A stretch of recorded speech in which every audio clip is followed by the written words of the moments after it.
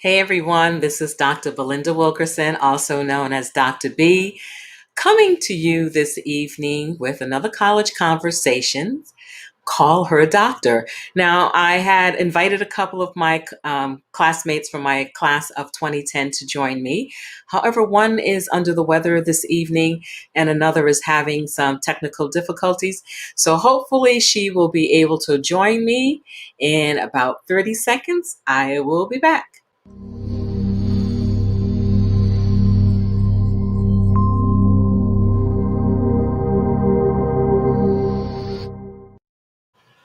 So here we are back again. So one of the interesting things, and I know everyone saw that newspaper article or that gentleman wrote, and I'm using that word loosely, about Dr. Jill Biden should not use doctor. And I remember I was like, when I first read that, I was like pretty offended. I said, "Are you kidding me? What's his game? What's his problem?" So one of the things like I said, that I love to talk about is what it took to do this. So Liz Ann is telling me that she can see me, but I can't see her. So Liz Ann, I need you to connect your mic and your camera so that I can bring you on screen. Because right now it's not connected.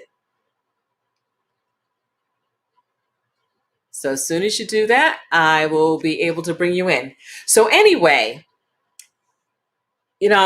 as I said, I took a little bit of offense at that. But one of the things I just wanted to talk about, and I was hoping my cohort members could join me, so we could just talk about what it was like. All of us were working full time and decided that we wanted to get a doctorate. So let me just give you a little backstory here. So for me, getting a doctorate had been something that had been one of my bucket list things for like quite a long time. However, just like anything else, things get pushed off to the side. I said, oh, by the time I'm, 35, 36, I'm going to have a doctorate. Then it was by the time I'm 40. Then it was by the time I'm 45. You know where this is going. Then it went to 50. And then it went to 55. So I think when I finally got my doctorate, I was like 57. So 67 now. So it's been 10 years. But it was one of those things where I really decided that I just needed to go for it. I had talked about it for a long time, and my original plan was to get a doctorate in counselor education. Now, at that point, been a high school counselor. I've been working at Providence College for a few years as the Rhode Island, as the coordinator of the Rhode Island School Counseling Project, where I help to oversee the professional development for school counselors around the state of Rhode Island.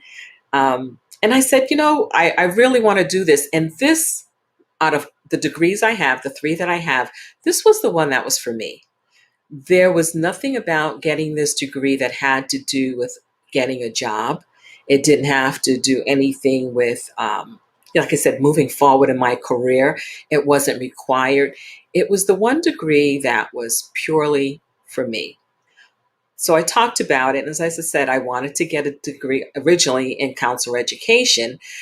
And I had planned on applying to UConn, to their counselor ed program. However, we had some health issues in our family at that time where one of my nephews had been diagnosed with leukemia. And I needed to help my brother as far as, helping him with, childcare and hospital visits and everything else that was going on at that point. So I wasn't able to do the UConn program. And the Johnson and Wales program actually was a weekend program that focused on educational leadership. And I see Lizanne has been able to log in.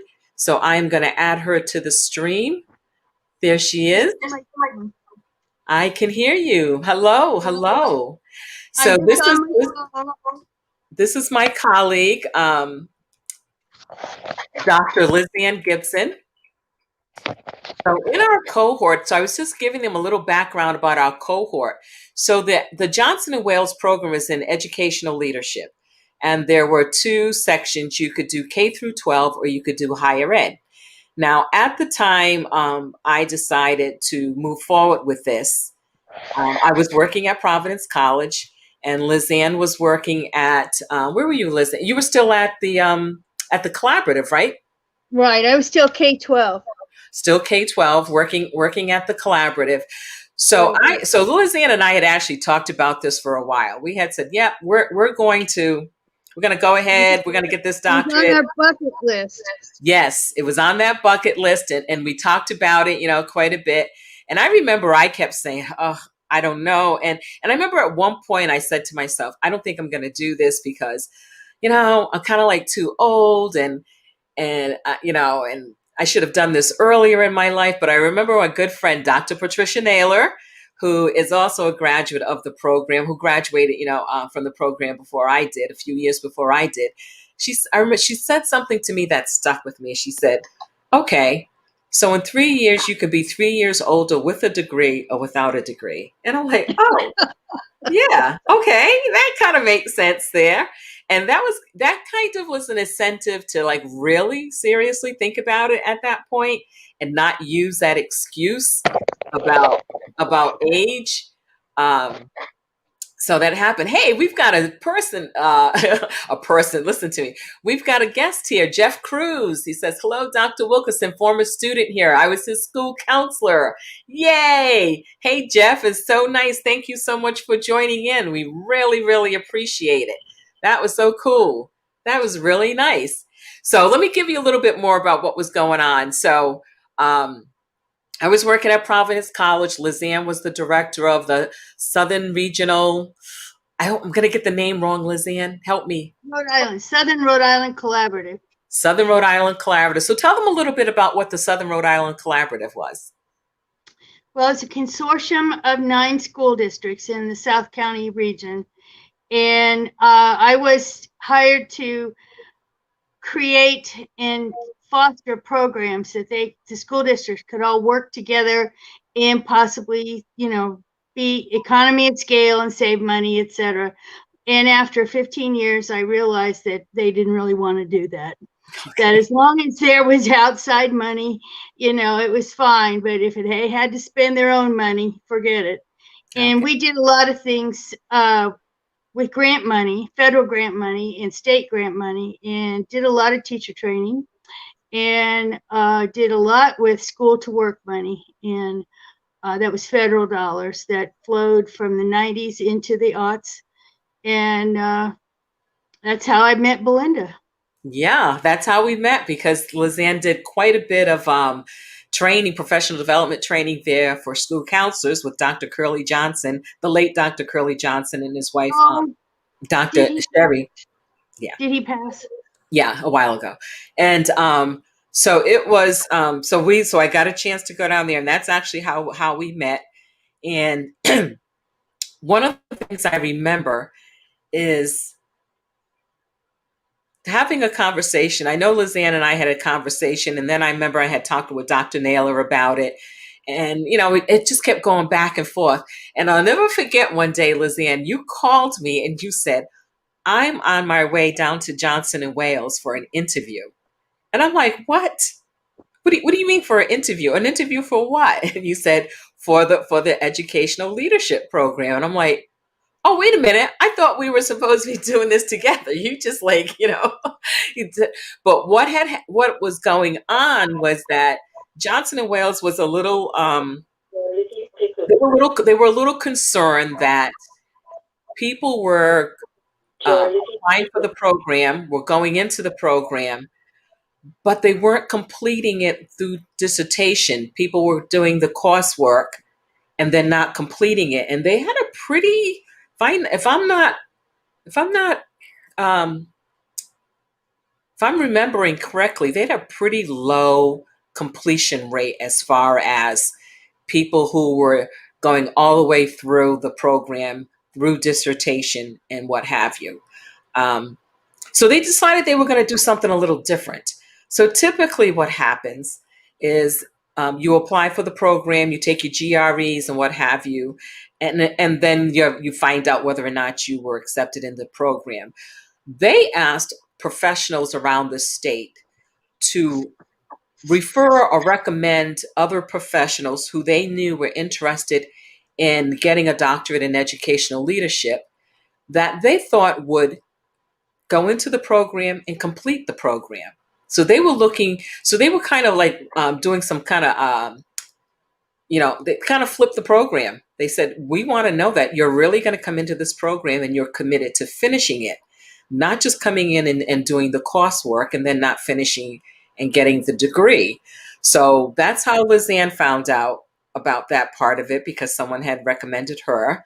And then my boss at the time, Dr. Thomas Flaherty, who was the former dean of the School of Professional Studies, well, Graduate Studies and then the School of Professional Studies, we had a conversation about it. So Lizanne and I both had those interviews. And I remember thinking, oh my God. So Lizanne I think you did yours a couple of days before I did mine. So we want to tell them a little bit about that? I have no recollection. You have no recollection of that? See, No, that's but we were offered a pretty hefty discount, yes, we were. and that was our incentive to complete the program. I do believe. Yes, there was a really nice scholarship attached to it. I do remember when I went for my interview, and it was Dr. Clifton Boyle who did the Oh yes, is Dr. Cliffy. Boyle, yep, who was doing the interview. He was the director of the program at that time. And in the conversation, I remember him asking, like, are you committed to finishing this? Now, the Johnson and Wales Educational Leadership Program it's a program that can be done in 3 years. And they were really looking for people to commit to finishing it in the 3 years. So, Yeah. 2 years of classes. Um, and it was a full-time program, and we all worked full-time. And in our cohort, there were 14 of us. Yep. Yes. There were 14 started. 14 started. 14 started in our cohort. Um, 3 years later, 12 of us graduated within at that 3 year mark. Another person graduated, I think, a semester afterwards. And I'm not sure about our 14th cohort, our 14th classmate. I never, because we finished in May and I moved to North Carolina in December, the end of December of that same year. So it just was really interesting. So He was a special ed director someplace else yeah, from in, where in North he in North was. Providence. Okay, and then he didn't finish. Okay. Well, I know he didn't finish at that time. I don't know if he ever did go back and finish. Oh, well, then that's beyond me. I don't know. Yeah. So one of the things that's really interesting is recently a colleague had asked on Facebook about she's thinking about going back to school, but again, she was worried about working full time and she was worried about her age. And I think she was. I think I'm going to say 50, and I said I went back after 50 and survived. Lived to tell about it. Um, but what I do remember is it was difficult, and that's why I think one of the reasons why I got so ticked with that article that that gentleman wrote that Dr. Jill Biden should just drop the doctor, Right. because that It's no was, big deal. yeah, it was no big deal. I don't know about you, but I know for both of us working full-time jobs, um, and then going to class full time, that was hard, and there was no slack. I mean, they didn't let up on us, our program. So they had two cohorts running simultaneously. Our cohort was a weekend cohort, and the other cohort was not. We ended up, and the other cohort came in through the traditional method. First you applied with your GREs and what have you, and we flipped it. We did it a little differently. I remember that very first class. Oh my God. I remember saying, what in the world did I get myself into? When I looked at that syllabus and I looked at the expectations for that class Yeah. prior, to that class, that what we needed to do, I'm like, this is never going to happen. This is not going to happen. So from the very first day, I was already like, oh my God, this is going to be way more than I can handle. Um, so, I remember going into class and, I was trying to remember that professor's name. I'm like drawing a blank on everybody's name. That's awful. I even had pulled out our graduation program and what have you. But one of the things about our program that I really liked was from the very first class, we were expected to think about what our topic was going to be. And they definitely wanted us to focus our topic on our workplace, like our work environment. They wanted it to be something that you could take back into Right, your place of work and put it into practice. Um, so, right. Lizanne, what was your dissertation on?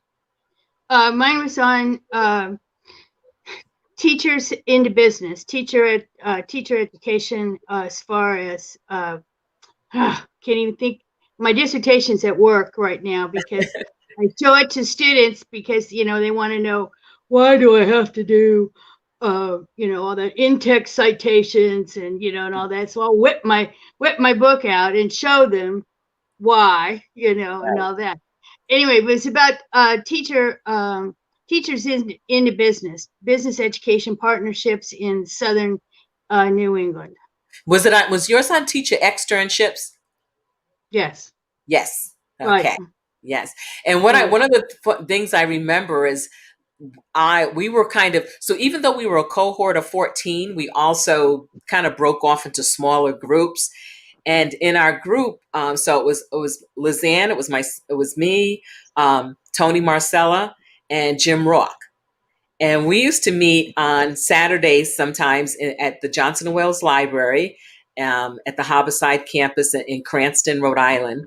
And we would just be in that library doing all kinds of research. The librarian, Barbara Jansen, I love librarians. A shout out to Barbara because Barbara kept us going. Barbara kept us going, going, going. She was like the best librarian in the world. Always, if you needed help with finding resources, she was right there finding it for you. If you needed a cup of tea, she would make a cup of tea for you. I mean, she was fabulous. She was fabulous. I ended up doing mine on school counselors and the individual learning plan because at that time the individual learning plan was fairly new well, not new to education, but it was something that we had been working on in Rhode Island, and we really wanted school counselors, to be at the forefront of it. So mine was looking at what school counselors were doing in that whole career field, that whole career piece, because that is one of the areas that school counselors are to work with students on. Um, so, Lizzie, what did you see as the? Whoops, you just turned sideways. what did Sorry now.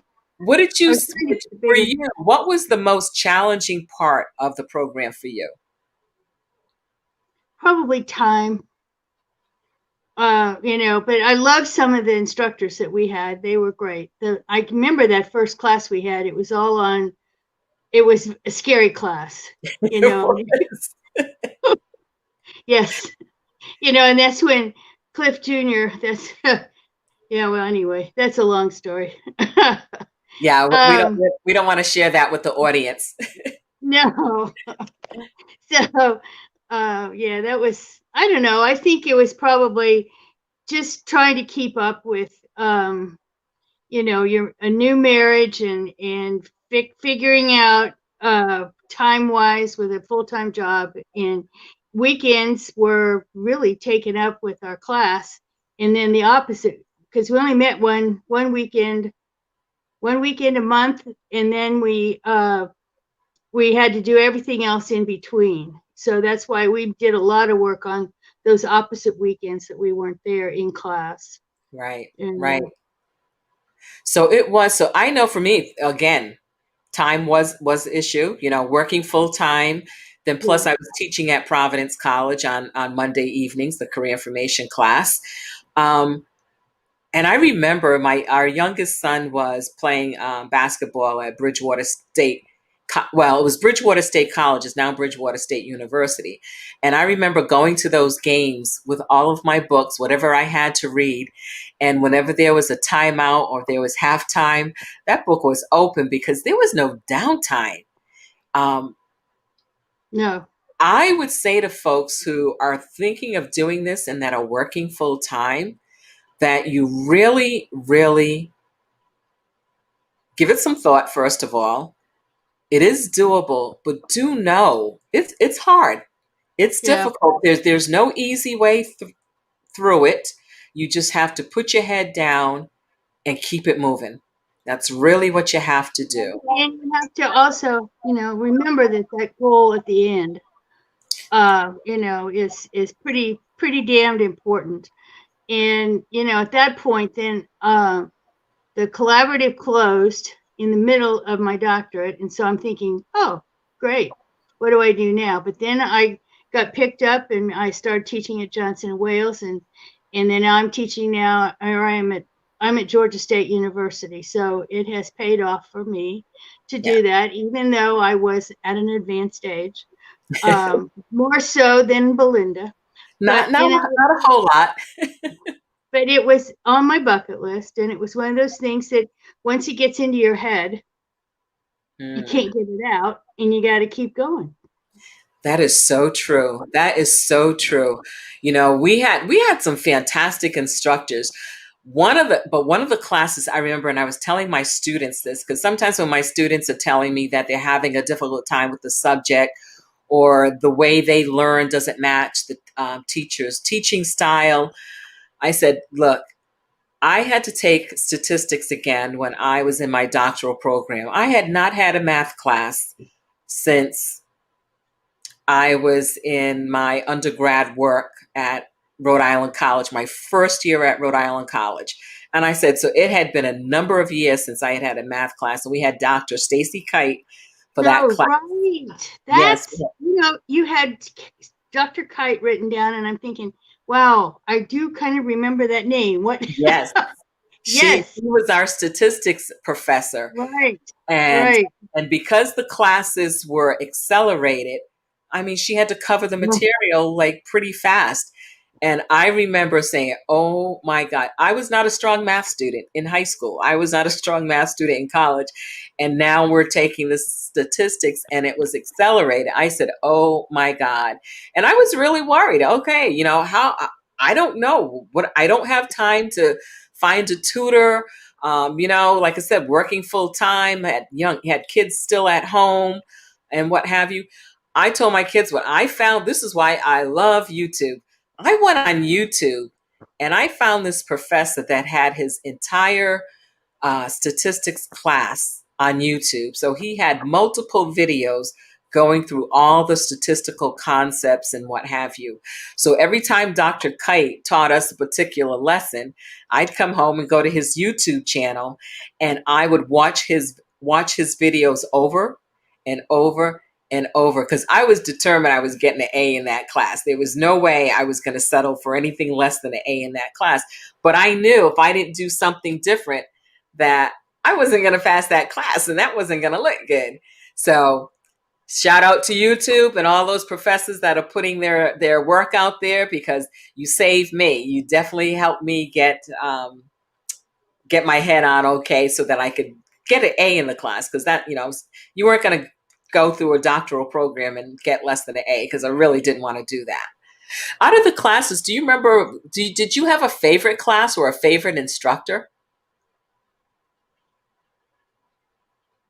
Wow. I remember, who is the superintendent from Fall River? Dr. Fran Gallo. Yeah, I really liked her class, and we did a lot of books. We read some really cool books, and that's when Jim Rourke was. He had one of his books, something about classroom teachers, and I used that one time. We had a classmate who was writing books at the time, and Yeah, in addition to getting a doctorate, he was writing a book. yeah, and teaching full time. Yes. Yeah. Little Uh, bit of overachievement. trying to think names. I can't think of anybody else. I just remember Fran's classes. I really enjoyed So we had those. Dr. Civila for a class Oh yeah, at towards marvelous. more towards the end. I'm really like blanking on our instructor of that very first class. I can see his face. I can I can too. And I can hear. That is awful. I probably should have looked all of that up before I got online. And my dissertation's off in the other room, so I can't go and grab that and mine's look at over. all of that. Um, Mine's over at Georgia State. So no, well, I actually have a couple. I actually have a couple of. I actually have two copies, I think, of mine. But I should have pulled it out here. Um, but I forgot all about that. It was because I was running around doing some other things. So one of the things that I wanted to tell people, I wanted to encourage people who are thinking about going back to school, regardless of what age they are, whether you're fresh out of graduate school, um, or you're, been in the work field for a while and now you're deciding to go back. Really, like I said, think about, is this what you want? And think about why you're doing it. Like I said, when I decided to do it, it had nothing to do for me with advancing my career. It was really just something, like Lizanne said, like Dr. Gibson said, that had been on my bucket list and really just wanted to do it.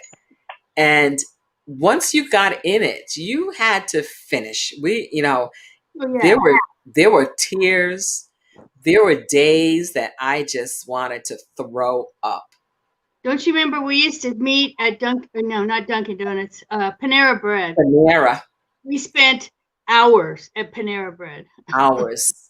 I know so there were a few of us that, so in our small cohort, it seemed like all of our dissertation topics complemented each other. So Oh, there was a lot of give and take, and we could, bounce things off of each other.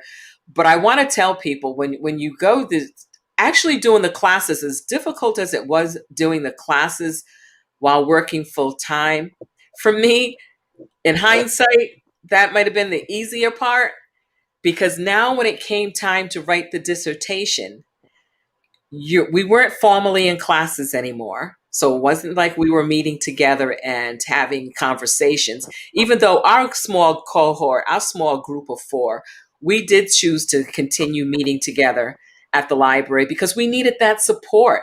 So that's one of the important things, is finding support within your cohort, the people that will help you and push you when you're ready to give up, because I'm telling you, you will be ready to give up. There will be days when you're just like, oh, to hell with this. I'm just not doing this anymore. I know I've already put money and time into it, but I'm tired. My head hurts. I feel like I'm losing my mind. You lose friends. I mean, friends would call and say, oh, you never want to go do this, or you don't have time to talk. And I'm like, no. I said, I get up in the morning, get kids out for school, get myself to my job at Providence College, work, come home, sometimes might cook dinner, it all depended. Um, and do whatever little things. And then I would take a nap. I would take a nap for like a little bit, but then I'd get up, because then I would be working till like 2 in the morning, 2:30 in the morning, reading, taking notes, taking notes, taking notes. Oh my God. That was the worst. And then you had to start writing. Starting writing is the hardest thing. How did you find the writing part of it? well, When we had that was my favorite part. Was we did all those papers. Remember the note? I have a notebook, and I know you do too. It's about Yes, this thick of all of our final papers and stuff. yeah. But uh, I don't know. Once I started to put it together, it seemed to flow. And I can remember, and I know that somebody told you that too, but you were, especially you were reading what you were trying to finish it up, but you were saying, oh, there's another book. Oh, I just found something else. And somebody probably told you to stop, It, stop doc, researching.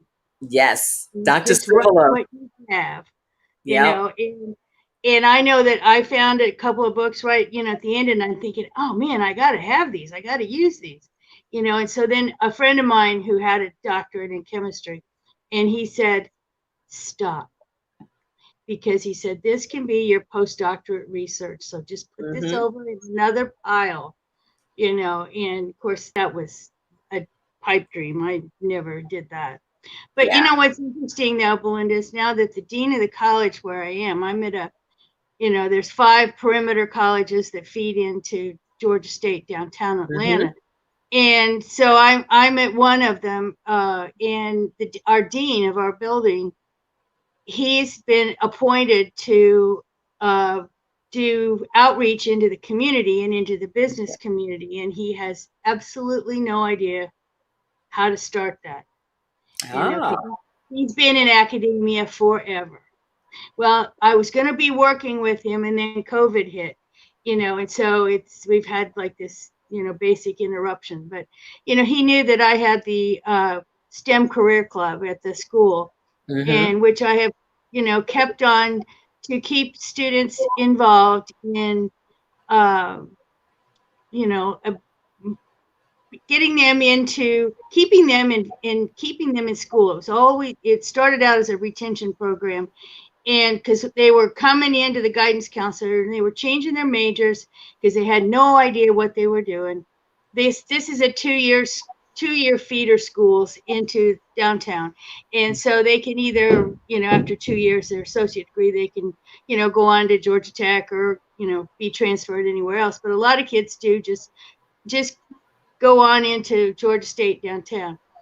And so, but then there were some that were just, they were in college and they were so excited. And they would say, because I run the tutoring center, so I saw lots and lots of kids. And so they'd say, oh, I got into college.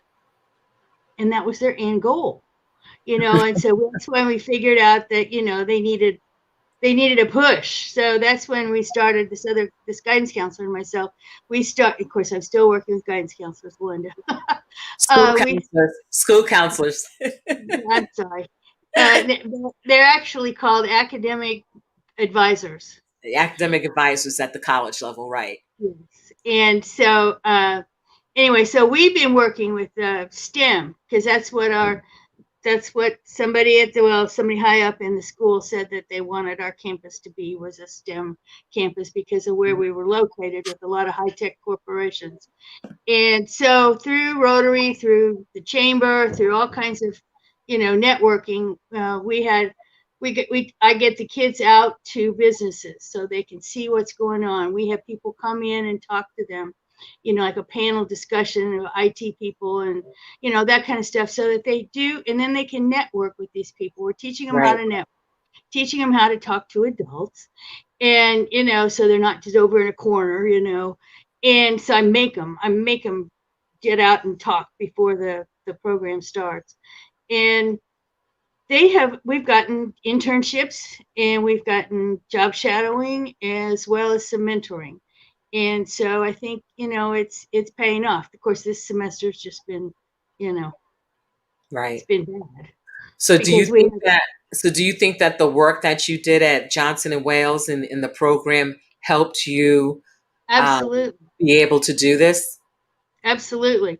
And there's a STEM high school that's going to open in the fall, that's right here in Alpharetta. And that's going to be focusing on students that want just a two that for like they just want to get out of high school and go to work. So they'll get some industry certificates, and they'll have industry training and stuff like that. And then there'll be kids that'll want to go on to a 2-year school. So we are working with them on dual enrollment and et cetera, stuff like that. And then of course there are the kids that are 4-year bound, and they're going on to tech and Kennesaw State and engineering, and some other major schools. And they're getting the businesses involved in the actual teaching, which I Okay. think is finally, it's like everything's that I wanted, in Rhode Island, is finally coming together. But Right. Georgia's a little behind. We were doing school to work in the 90s and the aughts, and they just now woke up and said, oh, that sounds like something we should do, Yeah. because they needed to have a workforce Okay. and they didn't have the properly trained workforce. So that's really what, as the high school and the college are working together finally in our community anyway, to help to build the workforce, because there's in I don't know, when I first started there in 2014, one of the higher ups in the he wasn't a dean, like he was a vice president, I think, and he said, I heard him at a conference, and he said that by the year 2000, or 2020, which is past, they would need, the local businesses were going to need over 200,000, trained workers, as far as IT and engineering and healthcare. And we still are at a shortage, but we Yeah. have we have closed the gap some, but still there's a major shortage Yeah. on the STEM careers. And so I feel really good that all the things that we did and all the stuff that, I worked on in our doctorate program, plus, you have a little bit of credibility if you have, you know, you can be Dr. Gibson or Dr. Wilkerson, Yeah. So tell me So when you how so I know when I after well first after our graduation, one of the things I remember one of our professors telling us, and I don't remember if it was Dr. Kite, if it was Dr. Civila, if it was Dr. Cano, Mary Cano. She was another Mhm. one of our instructors. Um, and we also had Ralph Jasparo as an instructor. Um, well, he I think he did the higher ed. He did the higher ed. One of them told us. I remember one of the things. A very vivid memory for me is when we finished our 2 years of coursework, and we were at the college, and we were at the ceremony where they were awarding us our CAGs, our certificates of advanced graduate studies. All I remember is that the professors kept saying, well, why aren't you more lively? You guys are all sitting there. We were all sitting there like limp dish rags. We were so exhausted. Our brains were like overload, and they were being so gracious and so wonderful and so complimentary about us having, pulled through and did the work and what have you. And all I remember saying is, I just want to go home and go to sleep. I am so tired. I don't want to sit here and make small talk. I felt like my head was going to just implode on me because we were tired. That 2 years of coursework around, even though we only met in person a certain amount of time, every hour where you Yeah. were not at your job, that's what you were doing. That became your, I won't even call it a part-time job. That was another full-time job. It was another full-time job. But I Now, remember graduation and the hooding ceremony. That yeah. was like that was like the coolest. And that was Dr. Denise Magistris that did the hood, that was in charge of the hooding ceremony. And oh, I just happened to have, wait a minute, I just happened to have my hood here. That's the only piece of the I still have. So I still have that, and every now and then I put it on and remember that ceremony, because it was, it was pretty fabulous. It was pretty fabulous. But I remember I had the hardest time afterwards. I don't know what it was, but I always felt uncomfortable when people called me Dr. Wilkerson. Mm. And I would never introduce myself professionally as Dr. Wilkerson. And I had to like work on, and I had to say, where is this coming from? Um, I do know that, I had some folks who said, oh, you're a doctor now. Like I hadn't worked for it. Or like, oh, now you think you're all that in a bag of chips. No, I know how much work I put into those classes. I know how much work all of us put into those classes, and the number of hours and writing those like you said, you loved writing the dissertation. I liked writing it, but I like doing the research more. You did. Yes, you And did. I just kept saying, "Oh, here's another thing." And I remember at one point, my advisor, Dr. Civila, who was also the director of the program, said to me, "Do not put another article, book, or anything in your work site. I don't want to see another new one in there when I check it." He said, "You need to stop it and you need to write." And he kept saying, "A good dissertation is a done dissertation." That's what he kept saying. He kept saying, "You got to get it done. You got to get it done." And we were so supportive of each other on the days when people were defending their dissertation. So we would go and sit outside the room and send good vibes to our classmates, those that whose defense that we could attend. And it was so cool when after they did their defense and they come out, we're all nervous waiting to hear what's going to happen, and Dr. Civil or someone else would come out and say, "Congratulations, Dr. Gibson." And you're like, oh, you just wanted to fall down and just cry because it's like it happened. It finally happened. Um, like I said, it took me a while. And I think one of our professors, and I keep thinking it was Dr. Kite that said this, but I'm not sure which professor, but they said that we needed to be prepared. And this is something anybody out there that's thinking about going back to school, this is something you want to think about.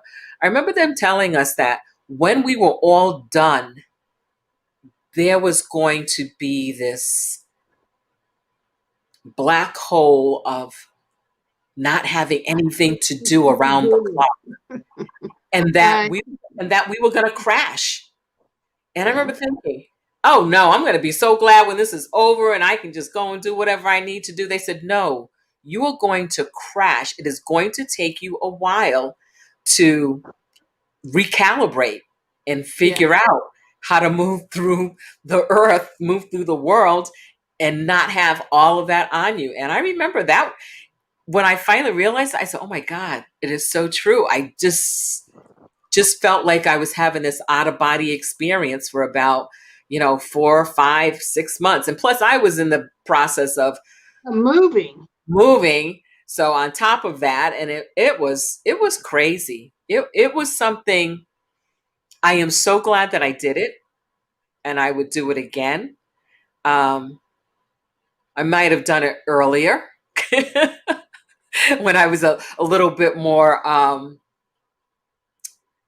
Well, I won't say I had more energy because I had a lot of energy. I got it done. We all got it done. We really worked our tails off getting that work done. I haven't kept up as much with our cohort members, except a few. So I know one of our cohort members, Terry Bruce, who was going to be with us this evening, but she wasn't feeling too great. Terry is now she's a middle school principal and loves being a middle school principal. Another one of our cohort members, Lisa Bowden Caldwell, she's also, isn't she a principal or assistant superintendent? I can't Oh, I remember. know. I I can't. know. I know she got special ed director of the year. That was on Facebook, maybe last year. Okay, special ed director. Yeah. I'm not sure. So Dr. Nick Sparrow, he Oh, is. Nick is. I know he was in Connecticut and he was doing something in administration he at was the a high school superintendent. level. When Say he that is again. super, wasn't he a superintendent at some point or I not? think I think he might have been. See, this is terrible, folks. It's been 10 years. We haven't done a great job of staying in contact with our cohort members to see where people are. Um, Kind of I'm scattered. I'm kind of trying to get them to think about us, doing a book about, okay, this is the 10 years. It's been a decade since we got this degree. Where are they now? What are they doing? How are we doing? How are we using our degree? I finally got really comfortable with being Dr. Wilkinson. Actually, my students call me Dr. B, and most folks know me as Dr. B. My email is Dr. B. Um, I introduce myself as Dr. Wilkerson because it is an accomplishment. It definitely is an accomplishment.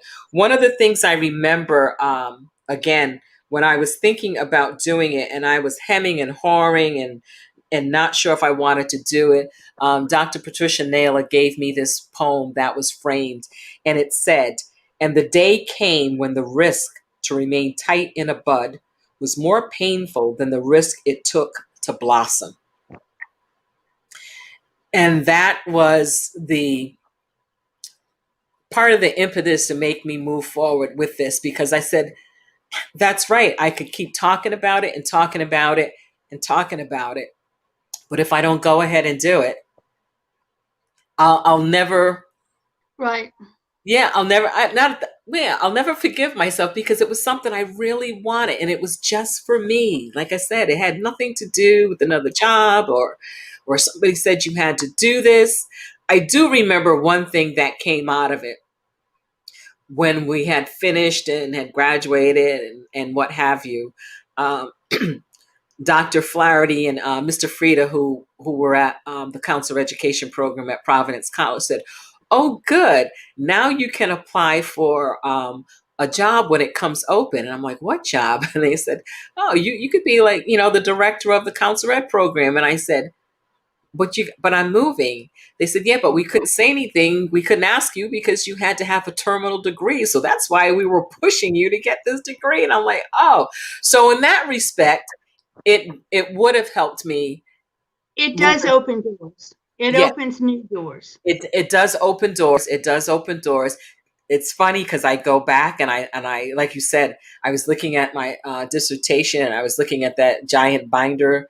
Well, mine, everything is in this giant box with all the papers and stuff, and I'm like, oh my god, I can't believe we did all of that, and I still have most of my textbooks from that class, from those classes. I don't. There are very few of them did I get rid of, and some of them are probably outdated, and there are new additions and what have you, but we spent a lot of time with those babies, and I wasn't looking to get rid of them that fast. So, Lizanne, Dr. Gibson, Yes, any ma'am. advice that you would give to a young woman or a woman of any age who is thinking about pursuing a doctorate? Well, there's no, like you kept saying, there's no limit on age.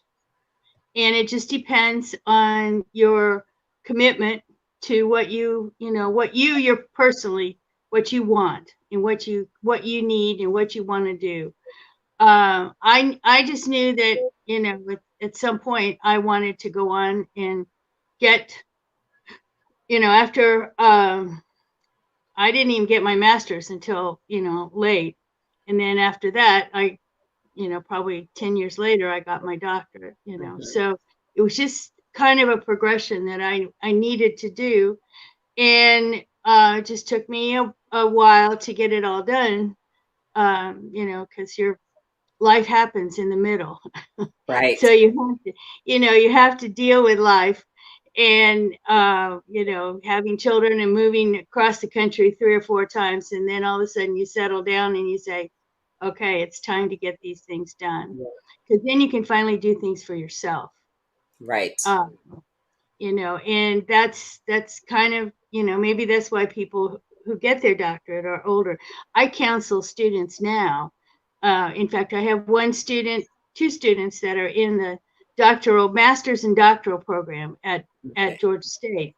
And one young man who worked for me for 5 years as a tutor, he now is in the astrophysics Oof. doctoral master's program at downtown at Georgia State.